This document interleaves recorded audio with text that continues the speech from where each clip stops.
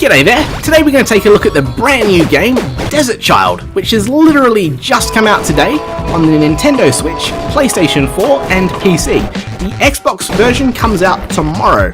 Now I just want to make one thing abundantly clear up front. This game is so well made, it might literally blow your mind. It's that good, man. It's that chill, it's that zen, it's that laid back, it's that relaxed.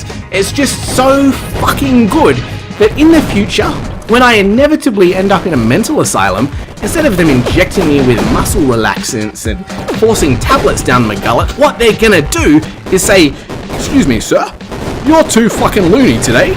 Go and play Desert Child." And I'm gonna go away and play the shit out of this game because it is that fucking good. It's that chill. When you actually go to race, instead of choosing to race with yourself or a friend, you can actually choose to literally chill, where you'll see yourself laid back on a hover bike, just watching the rain, listening to mad tight, like the most lo-fi, relaxed tunes that you'll ever fucking hear.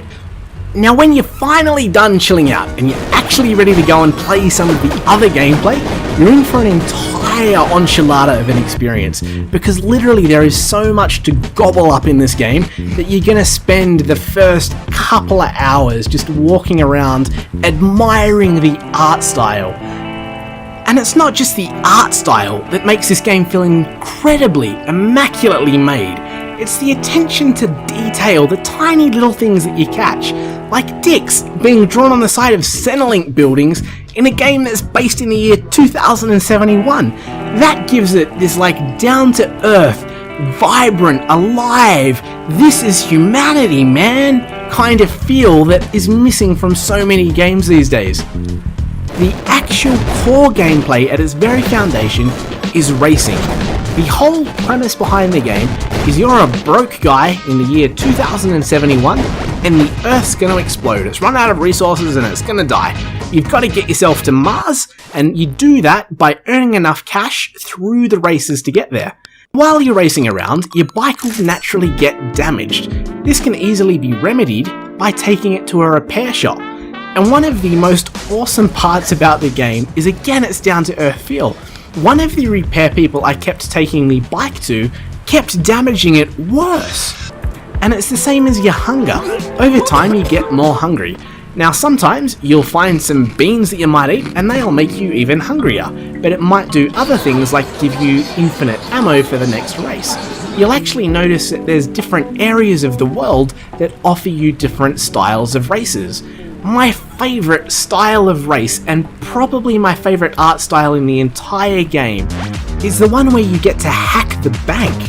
Seeing the little Windows 98 icons that you're blowing up and shooting, and the statues and making money, and that whole art style and colour scheme in that race, that is by far one of my favourite things I've played in 2018.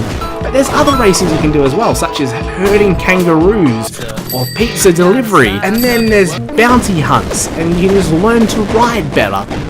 However, if the races aren't cutting it for you, and the world exploration and chilled out way to play the game just isn't your cup of tea, and you need something a little bit more urban, you can actually rob bike parts.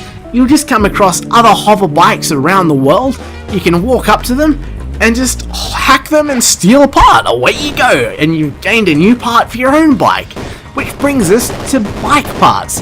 I really like the fact that it's been made with like a grid that you can only fit so much on. For example, there's a really giant big magnet part that you can put onto it that attracts more money from a further distance. If you're using that, obviously you're not going to be able to squeeze many other parts onto the board. The way it's been made is so you can use whatever parts you want to use and try and fit them onto the grid and have a bit of fun as you're playing and trying to consistently optimize that little bit of space.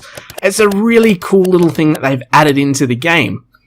Before I leave you with my final thoughts on Desert Child, there's a couple of things I was just blown away by.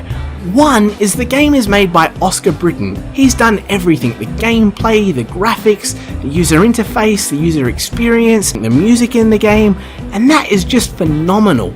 The other amazing thing about Desert Child is the humour in the game.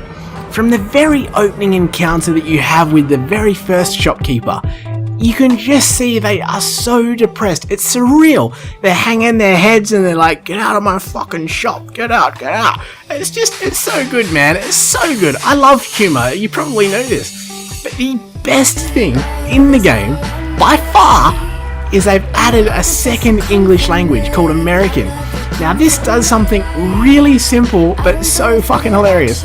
For example, just with the gun amplifier part in English, it reads, but you change that to American language and it reads, this increases the size of my penis and max ammo. I mean, that, man, it says everything. The game is so well made, and I highly recommend you put American language on after you're done with the regular English and you've got a feel for the game. It just adds something extra saucy for me. So what are my final thoughts on Desert Child? Is it worth buying? Yes, it is definitely worth buying. The game is phenomenally built. It has so many things going for it. For me, it's an instant classic. It is the most chilled out game I ever remember playing, bar none. It is just that good. Big thank you to Akupara Games for providing me with this free copy so I could do this review for you guys. And Oscar Britton, you've made a fucking wicked game, dude. Hopefully this video has been a help to you guys as to whether you will buy or not buy Desert Child. Again, I cannot recommend it enough. It is that fucking chill, man.